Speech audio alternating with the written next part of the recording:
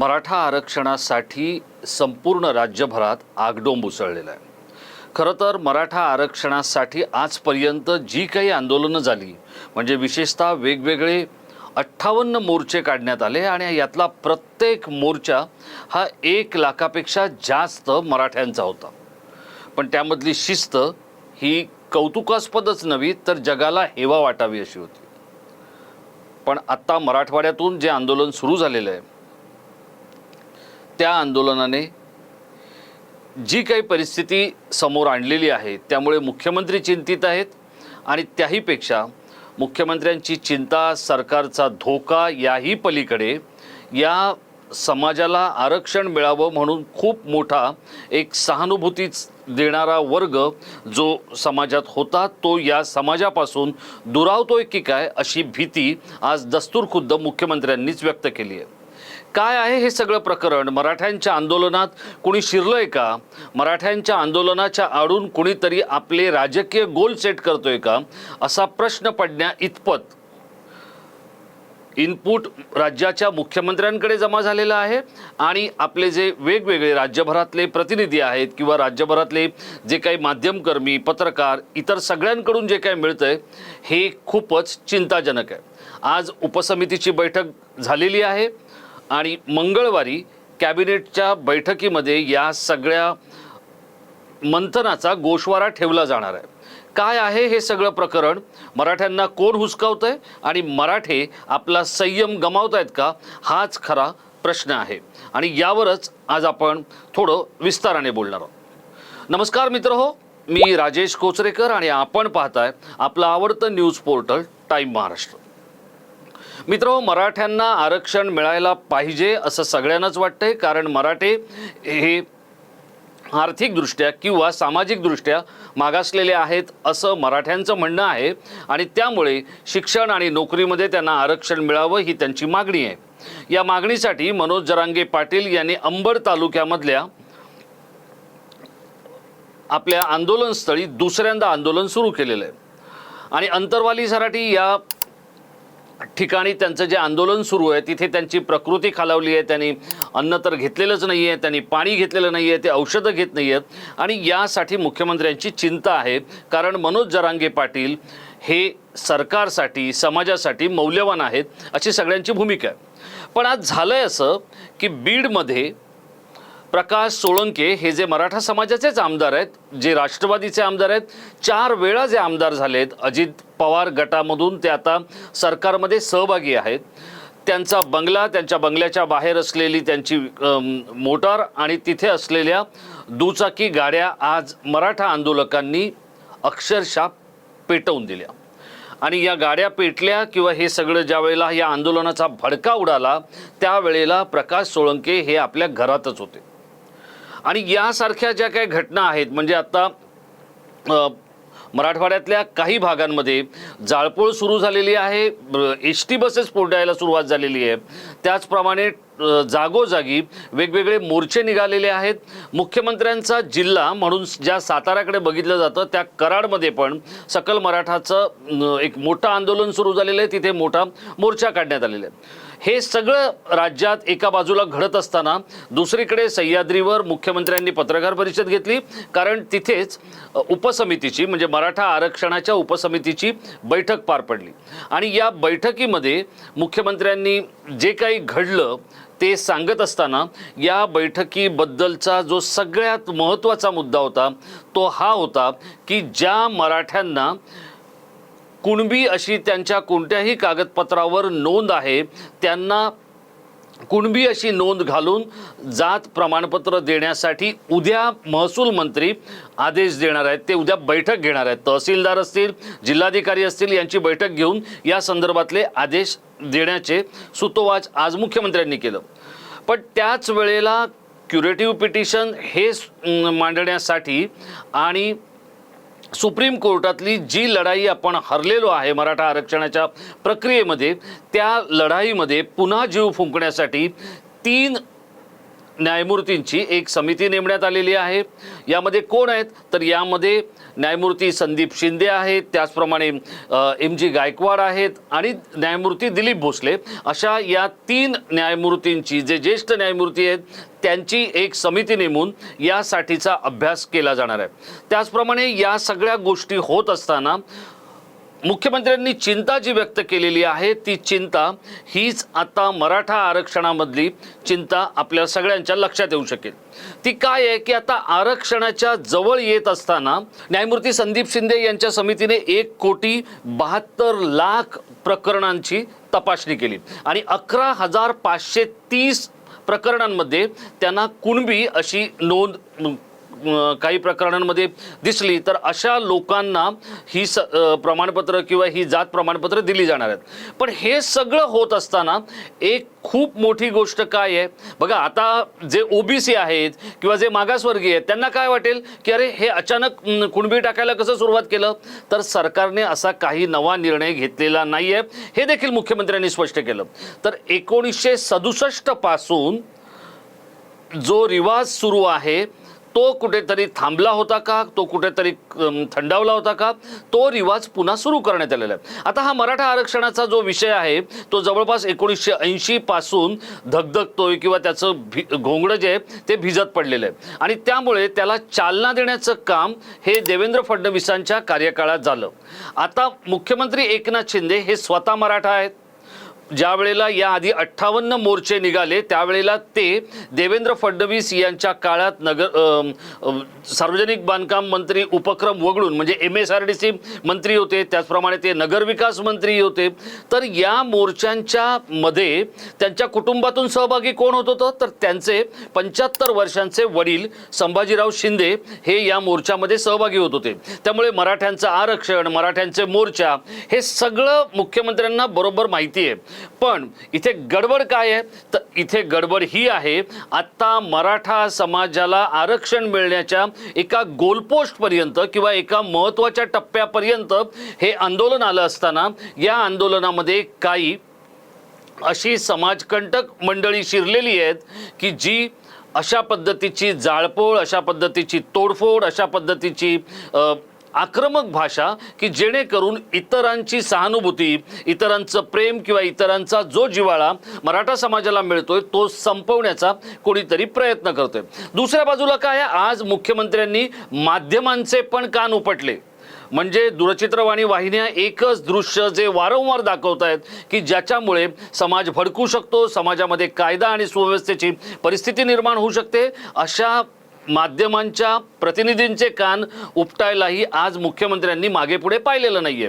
ऐका, एक पहिली गोष्ट तुम्हालाही सांगतो, मी मीडियालाही सांगतो, मी सगळ्या, तुम्ही लोकशाहीचा चौथा स्तंभ मानता ना स्वतःला, लोकशाहीचे चौथे स्तंभ आहात तुम्ही। आणि माझी तुम्हालाही विनंती आहे, कुठल्या तुम्ही देखील एक समाजाचा भाग आहात, तुमच्या माध्यमातून देखील आम्ही जे आज निर्णय घेतले, आज जे निर्णय घेणार आहोत, किंबहुना जे निर्णय घेतले, आज मराठा समाजाला आम्ही काय काय देतोय ते जाहिरातीच्या माध्यमातून उपसमितीने केलं होतं।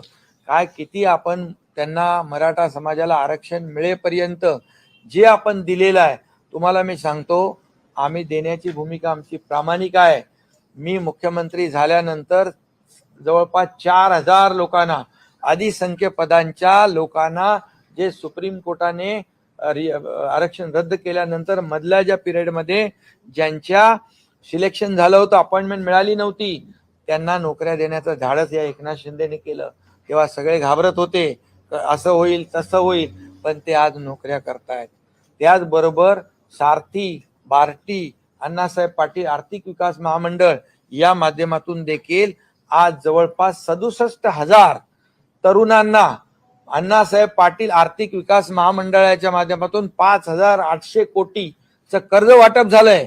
त्याचं व्याज आम्ही सरकार भरतोय आणि त्याच्यामध्ये देखील आम्ही आज ठरवलं की बँकेचं लोन सुटसुटीतपणे मिळालं पाहिजे, सुलभतेने मिळालं पाहिजे आणि त्याला जो मराठा तरुण आहे त्याला उद्योग करण्यासाठी योग्य मार्गदर्शन मिळालं पाहिजे।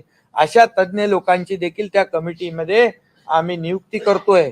सारथीला देखील, सारथीमध्ये देखील IAS, IPS, MPSC खूप मोठ्या प्रमाणावर मुलं त्याचा फायदा घेत आहेत. आणखी त्याच्यामध्ये जॉब ओरिएंटेड कोर्सेस देखील आम्ही त्याच्यामध्ये टाकलेले आहेत आणि त्याची संख्या जी आहे ती संख्या देखील समान सगळ्यांना केलेली आहे. आणि त्याचबरोबर आम्ही हॉस्टेलचं भाडं देखील आपण वाढवलं ना, 6,000 पर मंथ, 6,000 पर मंथ, 10 महिन्याचे 60,000. 10 महिन्याचे 60,000 तेही वाढ केले. म्हणजे ज्या माध्यमातून मराठा समाजाला, इतर समाजाला, ओबीसीला ज्या सवलती मिळत आहेत त्या सवलती मिळाल्या पाहिजे यावर देखील कटाक्षाने आमचं सरकार काम करतंय. त्याच्यामध्ये कुठेही निधी कमी पडणार नाही आणि त्याच्यात आणखी जे काही अधिकच त्यांनी सजेशन द्यावं आंदोलनकर्त्यांनी, त्याचा देखील आम्ही विचार करून त्याचा अंतर्भाव करू. म्हणजे मराठा समाजाला आरक्षण मिळेपर्यंत हक्काचं हे देखील आम्ही त्याच्यावर देखील प्रभावीपणे अंमलबजावणी करतोय. जे फायदे जे आहेत त्याच्यात आणखी काय करता येईल तेही आम्ही करू. पण तुम्हाला देखील माझी विनंती आहे की समाजामध्ये काही अशा घटना घडतात त्याला आपण देखील माध्यमाच्या माध्यमातून किती वेळा प्रसिद्धी द्यायची. शेवटी राज्यामध्ये शांतता सुव्यवस्था राखण्याची जबाबदारी सरकारची जशी आहे, नागरिकांची जशी आहे, तशी तुमच्या मीडियाची पण आहे. तुमच्या मीडियानी पण याची दखल घेतली पाहिजे. तुम्ही ज्या माध्यमातून लोक शांततेचा मार्ग स्वीकारतील अशा प्रकारच्या देखील बातम्या तुम्ही आणि ही वस्तुस्थिती तुम्ही लोकांसमोर मांडली पाहिजे.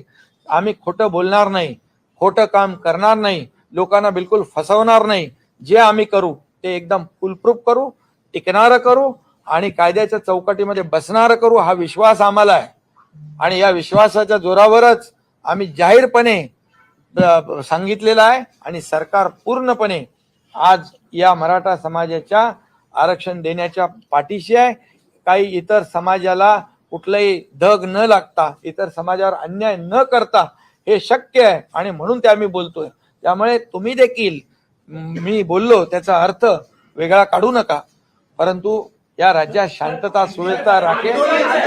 हे सगळं होत असताना आता जो गोषवारा उपसमितीने मांडलेला आहे तो घेऊन उद्या कॅबिनेटच्या बैठकीसमोर ठेवण्यात येणार आहे आणि कॅबिनेटमध्ये याबाबतची मोहर उमटवण्यात येणार आहे. हे सगळं होत असताना मनोज जरांगे पाटील यांनी आंदोलन केलं आणि मनोज जरांगे काय म्हणतायत की मुख्यमंत्र्यांनी माझ्याकडे यावं.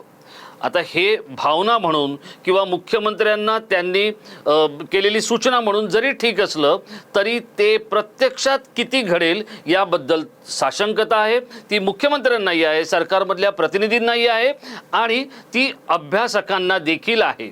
त्यामुळे जर समजा सरकारला किंवा सरकारमधल्या प्रतिनिधींना आम्ही घुडग्यावर आणू शकतो अशी जर एक ताठर भूमिका या समाजाकडून किंवा या समाजामधल्या कार्यकर्त्यांकडून किंवा आंदोलकांकडून जर घेतली गेली तर त्याला इतर समाज मोठ्या प्रमाणात विरोध करतील.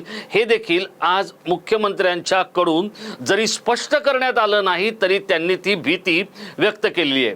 आणि या सगळ्या गोष्टी होत असताना ही जी जाळपोळ आहे, मग प्रकाश सोळंकेंचं घर जाळणं असू द्या किंवा त्यांच्या गाड्या जाळणं असू द्या, एसटीची नासधूस करणं असू द्या, यामुळे मराठा समाजाच्या आरक्षणावर एक खूप मोठं प्रश्नचिन्ह तर निर्माण होईलच, पण तो सगळा आंदोलनाचा आणि आरक्षणाचा विषय भरकटू शकतो अशी भीती आज दस्तूर खुद्द मराठा असलेल्या मुख्यमंत्री एकनाथ शिंदे यांनी बोलून दाखवली आहे. बघा, एक मुख्यमंत्री ज्या वेळेला राज्याच्या सत्तेवर बसलेला असतो त्यावेळेला त्याला अनेक गुप्तचर विभागामधली मंडळी म्हणजे जे पोलीस आहेत ते त्यांना माहिती देत असतात, प्रसारमाध्यमं किंवा इतर समाजामधले असे अनेक घटक असतात जे थेट गुप्तचर किंवा गुप्त माहिती ही काही जबाबदार घटकांच्या माध्यमांमधून सरकारपर्यंत पोहोचवत असतात. सरकार त्यावर आपलं मत करत असतं आणि त्यानंतर गोष्टी पुढे सरकत असतात. आता मनोज जरांगे पाटील यांनी अन्न सोडलंय, पाणी सोडलंय, औषधं सोडली आहेत, पण त्याच वेळेला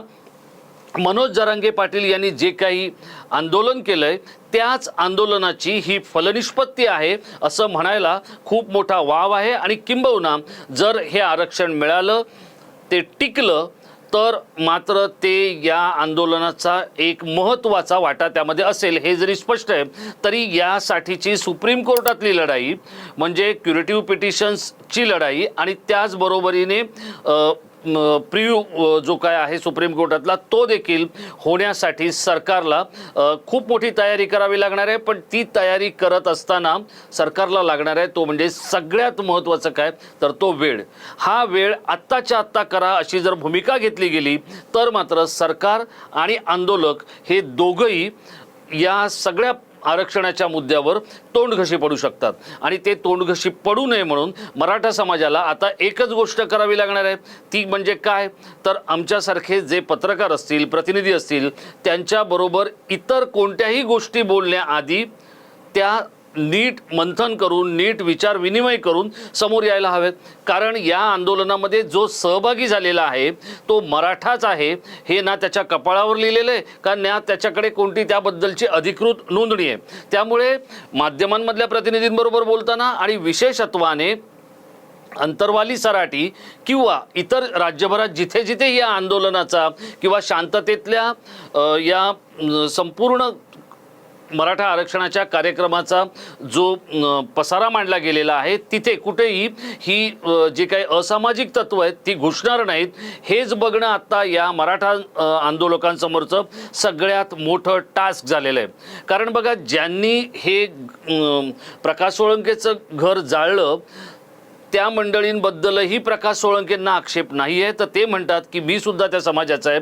4 वेळा जेव्हा मी आमदार झालोय तर तो समाजाने सहकार्य केल्याशिवाय ते शक्य नव्हतं अशी भावना किंवा भूमिका घेणाऱ्या लोकप्रतिनिधींना गावबंदीसारखं पाऊल उचलून समाजाला खरंच आरक्षण मिळणार आहे का हा एक खूप मोठा प्रश्न आहे. आज तो मुख्यमंत्र्यांनी सह्याद्री या आपल्या अतिथीगृहातल्या पत्रकार परिषदेतून अधोरेखित केलं आहे. पण एका मराठा मुख्यमंत्र्याच्या हातून जर हे पूर्णत्वाला गेलं नाही तर आणखी कोण त्याला कोणत्या टप्प्यापर्यंत नेईल याबद्दल प्रश्नचिन्ह निर्माण व्हायला खूप मोठा वाव आहे. त्यामुळे मराठा आंदोलक असतील सकल मराठा समाज असेल किंवा इतर कोणतेही की ज्यांना असं वाटतंय मराठा समाजाला आरक्षण मिळायला हवं त्या सगळ्यांनीच आत्मपरीक्षण करत सरकारकडून या आरक्षणाचं लक्ष्य साध्य करणं ही आता काळाची गरज झालेली आहे. पण त्यासाठी न्यायालयीन प्रक्रिया उपसमिती न्यायमूर्तींची समिती या सगळ्यांचं मंथन हे नेमकं समोर काय येतंय आणि त्याचा अर्क हा आरक्षणासाठी किती लागू पडणार आहे हे बघणं इतकंच आत्ता तूर्त तरी आपल्या हाती आहे. कारण या सगळ्या गोष्टीला सरकारला जर वेळ लागणार असेल तर त्या सरकारला जो वेळ लागतोय त्यातून काय समोर येतंय हे बघायला आणि तपासायला आपल्यालाही वेळ लागणार आहे. त्यामुळे आपल्याला काय वाटतं हे मराठा समाजाचं आंदोलन भरकटवण्यासाठी काही मंडळी जी विशेषतः राजकीय आहेत ती काम करतायत का? या राजकीय मंडळींचा डाव साध्य न होण्यासाठी मराठा समाजाला सावध राहावं लागणार आहे का? मराठा मुख्यमंत्री असताना हे मिळणं हे अधिक श्रेयस्कर आहे. तरीही मुख्यमंत्र्यांच्या आणि सरकारच्या मध्ये कोणी मोडता घालतंय का? आपण आपलं जे काही मत असेल ते आमच्या इनबॉक्समध्ये कॉमेंट्स करून कळवा. आणि हा व्हिडिओ आपण शेवटपर्यंत पाहिला त्याबद्दल आपल्याला खूप खूप धन्यवाद. मराठा समाजाला आरक्षण मिळावं ही आपली भूमिका आहे. पण यासाठी समाजानं नेमकी काय पावलं उचलावीत याबद्दल आपलं जे काय मत असेल तेही आपण आम्हाला कळवा. आणि महाराष्ट्राच्या राजकारणातले समाजकारणातले असे व्हिडिओ पाहण्यासाठी आपण टाईम महाराष्ट्राला सबस्क्राईब करा. जय शिवराय.